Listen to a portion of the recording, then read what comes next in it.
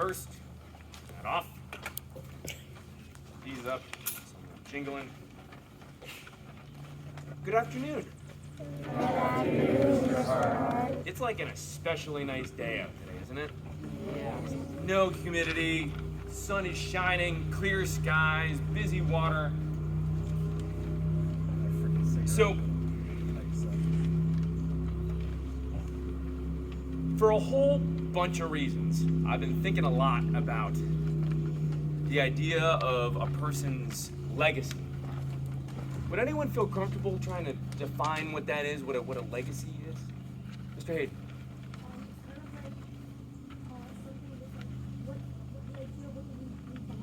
What you leave behind.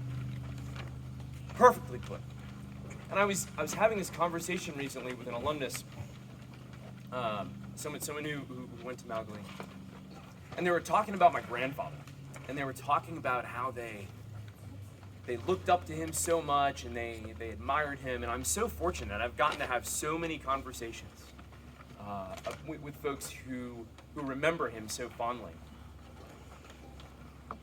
And I'll tell you guys, I want to let you guys all in on a little secret. It's kind of a huge pain in the butt to have somebody as awesome as my grandfather sort of come before you in a place like this.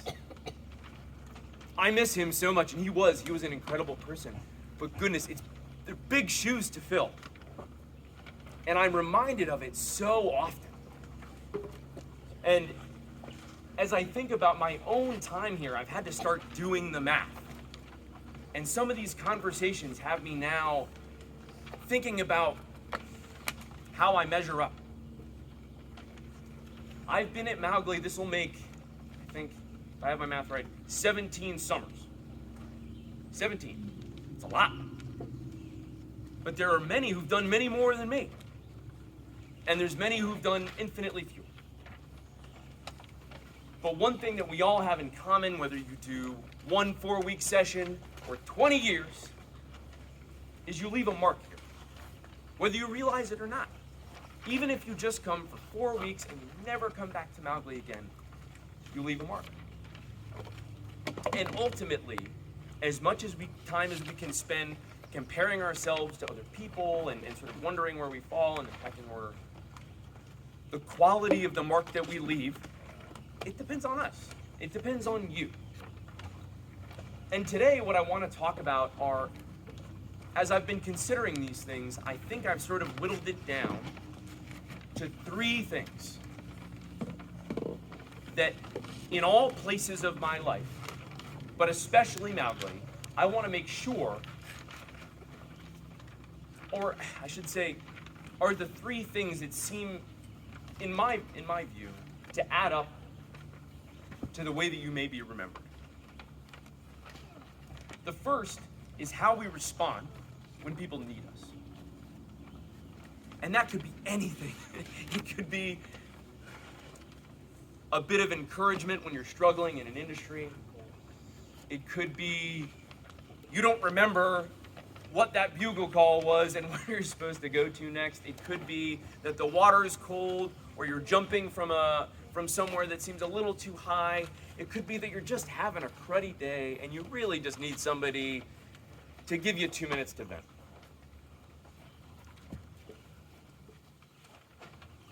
But it's something that defines you, and it's something that secures the way that you're remembered in others' minds. You may not think of it right now, and it might seem like something so small and so subtle that when someone's having a cruddy day and you just give them that 2 minutes of your time, you don't fix the problem necessarily, but you just give them a little bit of empathy, a little bit of compassion.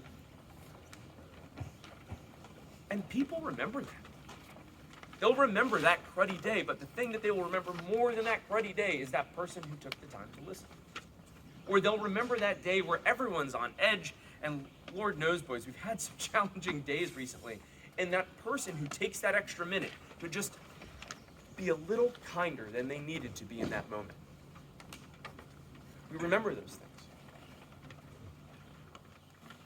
They'll remember in that time of need when maybe someone's being mean to them.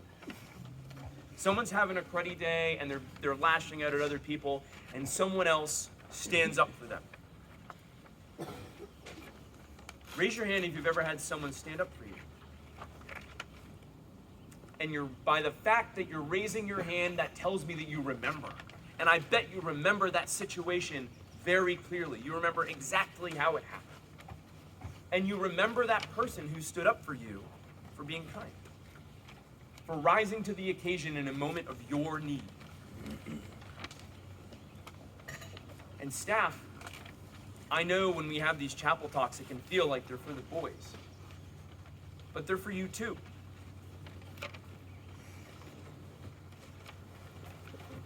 Our duty here as counselors is to be here for all these boys. And one of the best ways that we can do that is to lead by example. So in those moments of need, they see people that they respect and that they admire rising to the occasion to do for others first. It's not easy. And I won't for 1 second claim that it is. It is often awkward and challenging and uncomfortable. But I firmly believe that some of the most important things you will ever do in your life will be awkward and challenging and uncomfortable, and you may not even be sure if you did the right thing until it's all over and you have a chance to circle back on it. But those are the things that are worth the most. The next is integrity. You will be remembered for your integrity. And the awkward part about being remembered for your integrity is there's going to be a whole bunch of times where nobody's going to know. You might be able to do that thing that you're not supposed to do, or take that unkind, selfish moment, and no one will be all the wiser.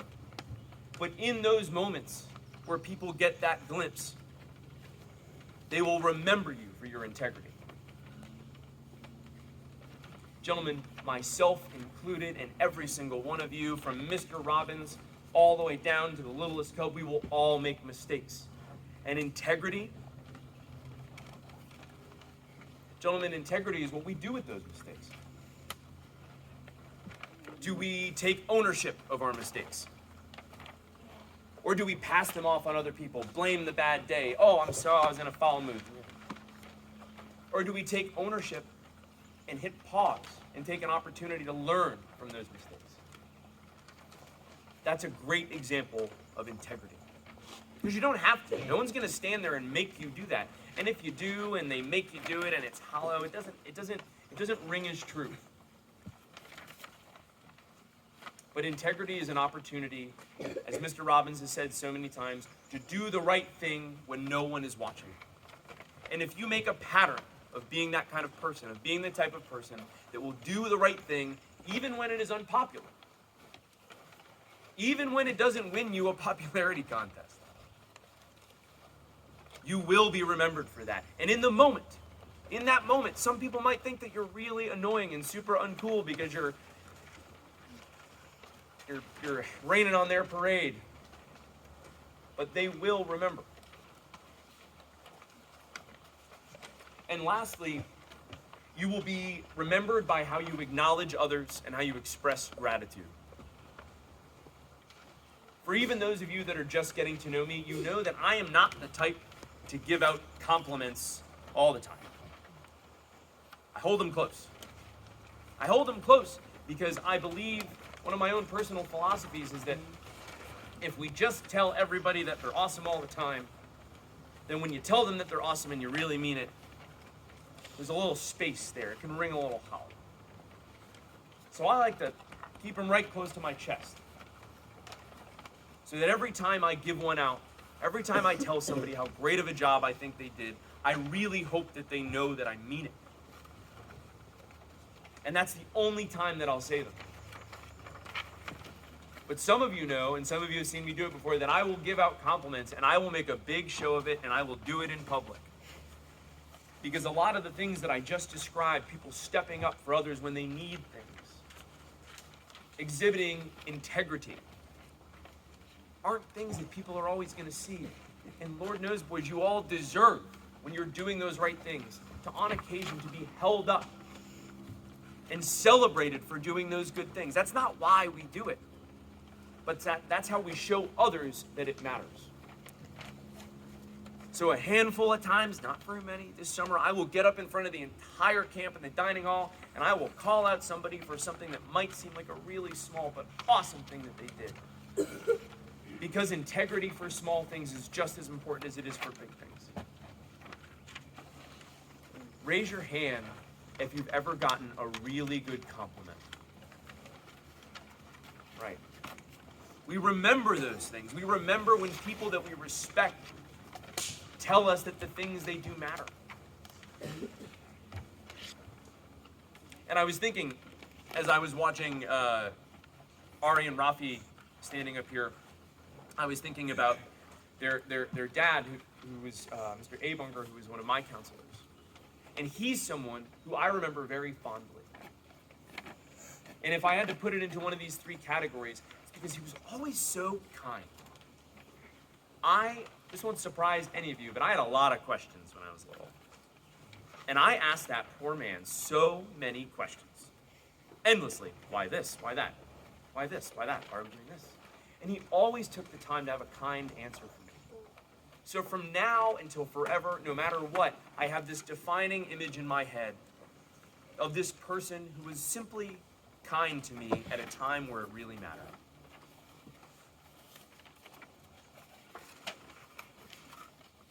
I think we all, at one point or another, sort of wonder what the way that we're going to be remembered here. Again, whether you're here for 4 weeks or 40 years. But I hope that this afternoon, this evening, sometime in the next week, you can take a moment and think about the space.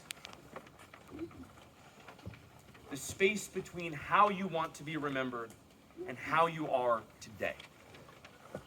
Because there will always be a space there. And the way that we grow and the way that we progress as human beings is by every day trying to make that space a little bit smaller. And one of the things that makes Mowgli wonderful is that you will be afforded a nearly infinite number of opportunities to close that space. But it will be gone before you know it. We're about to start the third week of Camp Crew Weekend. We'll be here like that. Mrs. Holt's Day.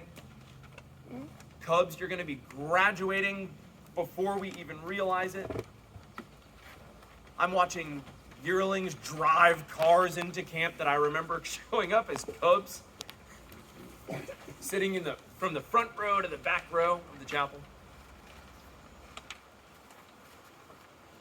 It's precious time. So think about your space. Think about how you want to be remembered. Think about where you are today. And I encourage you to think about one thing you can do today. Just one thing. Maybe it's being a little more kind. Maybe it's giving someone a compliment. Maybe it's exhibiting that integrity in a moment where you don't have to. But think about how you can close that space so that 10 years from now, 20 years from now, your peers and your counselors and your friends will remember you more the way that you want to be remembered. And less for those days where we don't do our best, because we all have that. All I ask of you, gentlemen, is do the best you can to make the use of this time. Thank you.